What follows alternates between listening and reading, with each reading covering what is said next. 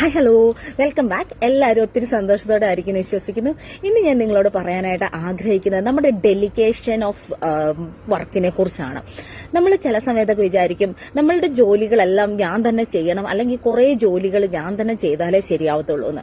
ഇന്നത്തെ ടോക്ക് എല്ലാ ഫാമിലിയിലുള്ളവർക്കായാലും ബിസിനസ്സിലുള്ളവരായാലും അല്ലെങ്കിൽ ചെറിയൊരു ഗ്രൂപ്പിൽ ലീഡേഴ്സ് ആയിട്ടിരിക്കുന്നവർ, പ്രയർ ഗ്രൂപ്പിലായിരിക്കോട്ടെ, അല്ല ഒരു അസോസിയേഷൻ ഗ്രൂപ്പിലായിരിക്കോട്ടെ, എവിടെയെങ്കിലുമൊക്കെ ഒരു ലീഡർഷിപ്പിൽ ഇരിക്കുന്ന വ്യക്തികൾക്ക് വേണ്ടിയാണ് മെയിൻ ആയിട്ടുള്ളത്.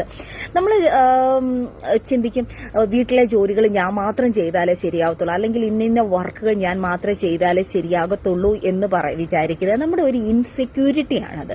നമ്മൾ ചില കാര്യങ്ങളൊക്കെ നമ്മൾ മറ്റുള്ളവർക്ക് വിട്ടുകൊടുക്കണം. ചില കാര്യങ്ങളൊക്കെ നമുക്ക് അവർക്ക് കൊടുക്കുമ്പോൾ കൂടുതൽ നമുക്ക് ചിന്തിക്കാനായിട്ടും അല്ലെങ്കിൽ ആ ഒരു അവസ്ഥകളിൽ മുൻപോട്ട് പോകുവാനൊക്കെ ആയിട്ട്, അതായത് കൂടുതൽ വളർച്ചയിലേക്ക് വരാനായിട്ട് ഡെലിഗേഷൻ നമ്മളെ സഹായിക്കും.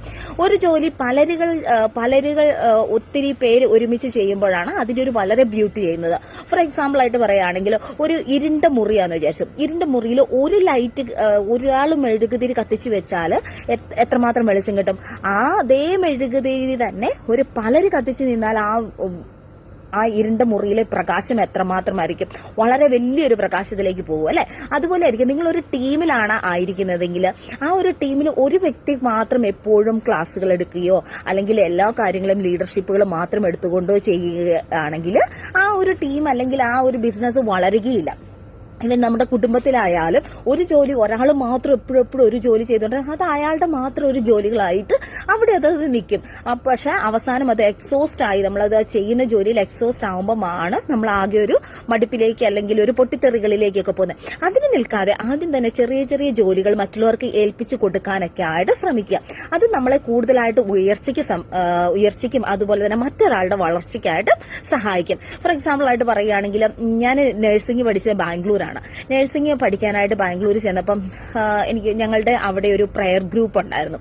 പ്രയർ ഗ്രൂപ്പിൽ അന്ന് ഞാൻ ഫസ്റ്റ് ഇയർ ജോയിൻ ചെയ്ത സമയത്ത് ഫോർത്ത് ഇയർ പഠിച്ച ഒരു ചേച്ചിയാണ് എന്റെ അടുത്തിട്ട് വന്ന് പറഞ്ഞത്, സോണിയ ഇന്നത്തെ പ്രയർ ഒന്ന് ലീഡ് ചെയ്യാമോന്ന്.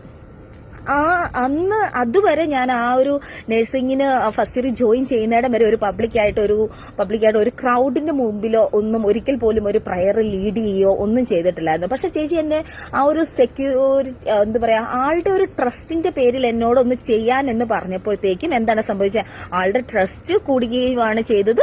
അതുപോലെ തന്നെ എനിക്കൊരു അവസരം കിട്ടി. അതിന് എന്റെ ഉള്ളിലുള്ള ആ ഒരു പ്രാർത്ഥിക്കാനുള്ള ഒരു കഴിവുണ്ട് അല്ലെങ്കിൽ മറ്റുള്ളവർക്ക് വേണ്ടി പ്രാർത്ഥിക്കാം, ഈശോയുടെ മുൻപിൽ ഒരു കുറച്ച് സമയം മറ്റുള്ളവർക്ക് കൊണ്ട് പ്രാർത്ഥിക്കാനുള്ള ഒരു ഇതുണ്ടെന്നുള്ള ഒരു ബോധ്യം, തിരിച്ചറിവും കൂടിയാണ് എനിക്ക് അവിടെ കിട്ടിയത്.